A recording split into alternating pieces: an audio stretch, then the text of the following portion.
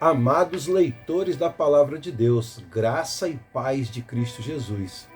Com esta nossa 17ª leitura, nós iniciamos o segundo bloco da nossa Jornada Bíblica IBPP 2024. 250 dias lendo a Bíblia, uma visão panorâmica das Sagradas Escrituras. 250 capítulos da Bíblia foram selecionados que contam todo o enredo da história da nossa salvação, o grande fio condutor, tá, do texto bíblico. E esse nosso segundo bloco se chama O Nascimento de uma Nação. É um bloco longo, onde nós vamos aqui conhecer como que Deus transformou aquela família de 70 pessoas que desceram ao Egito no tempo de José, numa nação de quase 3 milhões de pessoas, e, através dessa nação, trouxe então o Messias, nosso Salvador e Senhor Jesus Cristo. Êxodo, capítulo 1, é o nosso capítulo de hoje, e o tema da nossa leitura proposto aqui pela Bíblia de Estudo Facilitado de Filipiense Tim Stafford é: enfim, livres, os escravos no Egito conhecem um libertador. Vamos então, Êxodo capítulo 1. A opressão no Egito. São estes, pois, os nomes dos filhos de Israel que entraram com Jacó no Egito. Jacó e Israel, né? Ele tem esses dois nomes. Cada um com a sua respectiva família. Rúben, Simeão, Levi e Judá. Issacar, Zebulon e Benjamim. Dan, Naftali, Gade e Azer, ou Asher. Ao todo, os descendentes de Jacó e Israel eram 70. José, porém, já estava no Egito. Ora, morreram José, todos seus irmãos, toda aquela geração. Os israelitas, porém, eram férteis, proliferaram, tornaram-se numerosos e fortaleceram-se muito, tanto que encheram o país. Então, subiu ao trono do Egito um novo rei, que nada sabia sobre José. Disse ele ao seu povo: vejam, o povo israelita é agora numeroso e mais forte do que nós. Temos que agir com astúcia, para que não se tornem ainda mais numerosos. E no caso de guerra, aliem-se aos nossos inimigos, lutem contra nós e fujam do país. Novo tirano na praça. Essa é a maneira como o Stafford e Yancey comentam esses versículos 8 a 10. E eles dizem assim: não é raro ditadores lançarem sua ira contra uma minoria indefesa. Pense em Hitler e os judeus, ou em Saddam Hussein e os curdos. Hitler na década de 40, Saddam Hussein na década de 80. Recente. A princípio, os faraós acolheram seus convidados hebreus. E Deus usou a paz e a tranquilidade do Egito, longe das briguentas tribos de Canaã, para promover o crescimento do povo de Israel. Mas, no fim, o próprio tamanho e força dos israelitas ameaçaram o novo faraó, que impiedosamente apertou o cerco sobre eles. Importante também os irmãos compreenderem um cenário, tá? Um pano de fundo que teve naquela época.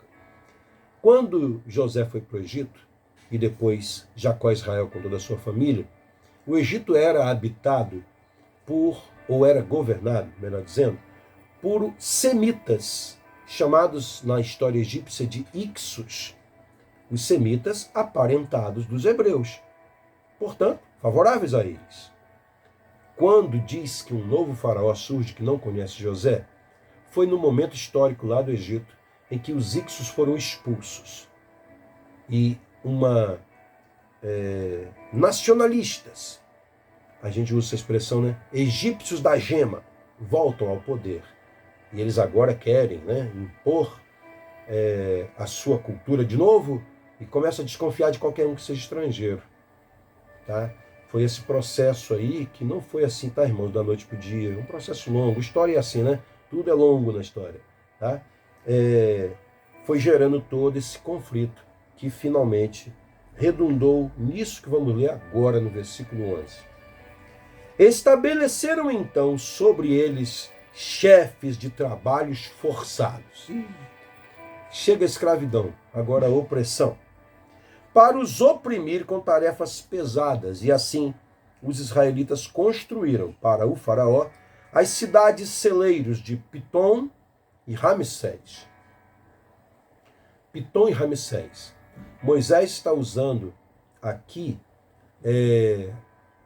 quando ele escreve, né, essa narrativa aqui, ele está atualizando, né, as palavras.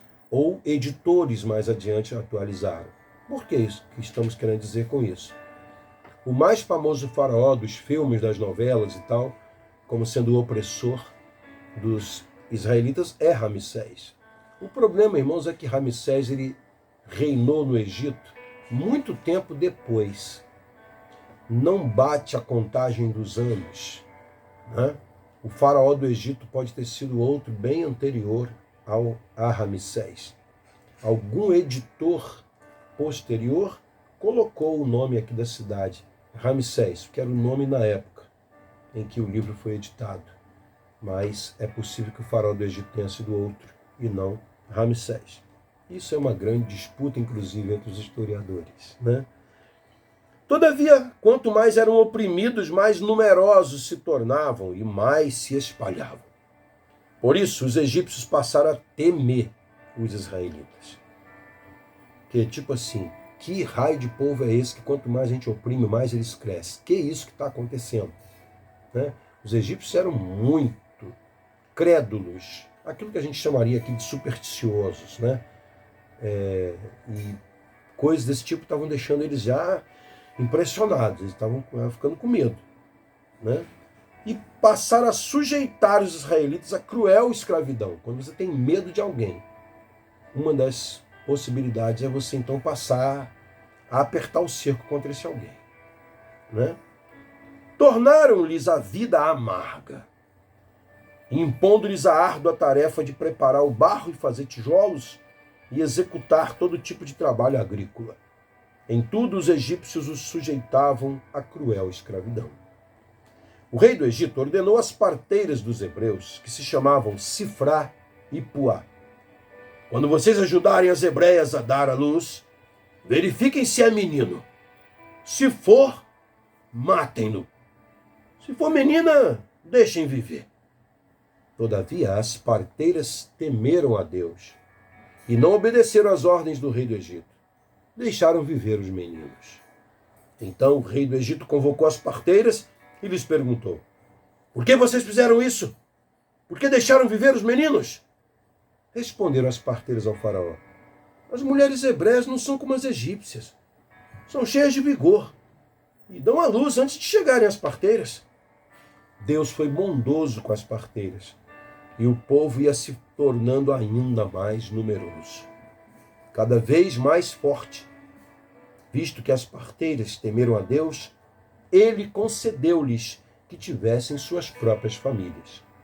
Por isso, o faraó ordenou a todo o seu povo: lancem ao rio Nilo todo menino recém-nascido, mas deixem viver as meninas. Irmãos, que leitura opressiva.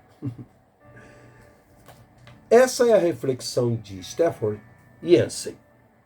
Enfim, livres. Os escravos no Egito conhecem um libertador. O destaque é o capítulo 3, versículo 7 de Êxodo, que diz: disse o Senhor, de fato, tenho visto a opressão sobre o meu povo no Egito. Tenho escutado o seu clamor por causa dos seus feitores e sei quanto eles estão sofrendo. Nada mexe com o sangue de uma nação como um libertador. Os Estados Unidos se recordam de dois em especial: George Washington e Abraham Lincoln. Abraham Lincoln era nosso irmão em Cristo, tá, irmãos? O primeiro liderou a luta original pela independência.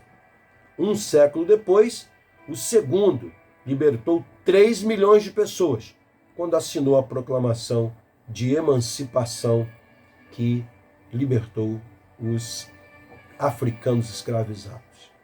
Aqui no Brasil, temos também nossos heróis da independência, né? Tiradentes, Dom Pedro I, Filipe dos Santos, os líderes das revoltas, né?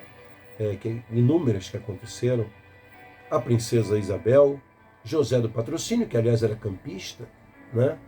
E muitos outros. Heróis também de libertadores, né? Aliás, todo o continente americano tem seus heróis, porque todos os países americanos, todos eles, sem exceção, foram colônias europeias.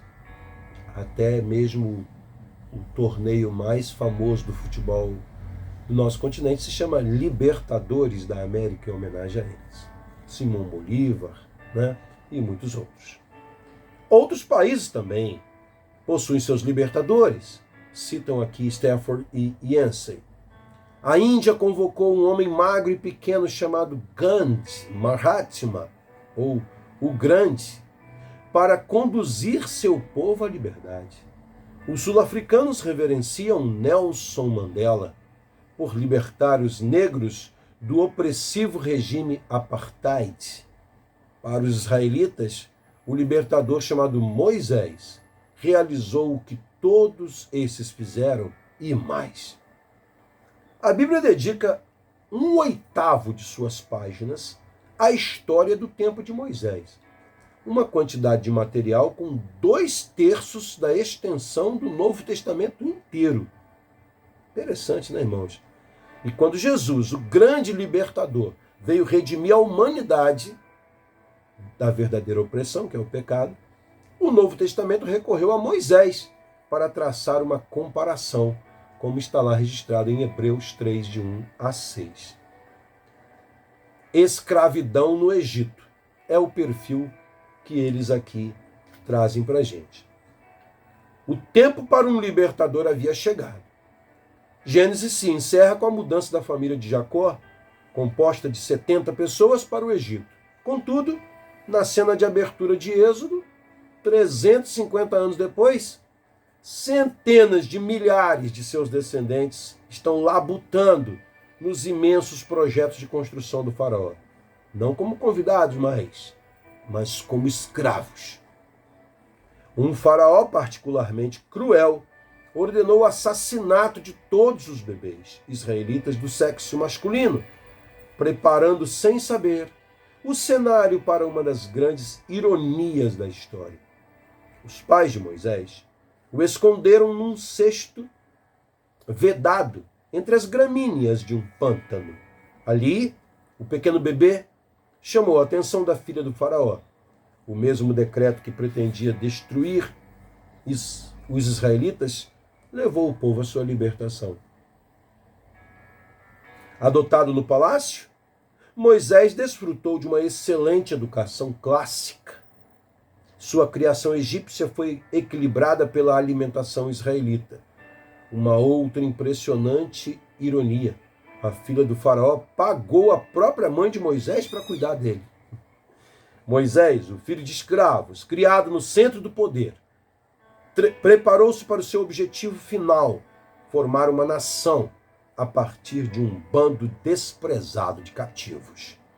Entretanto, sua carreira teve de aguardar um período de humilhação no deserto.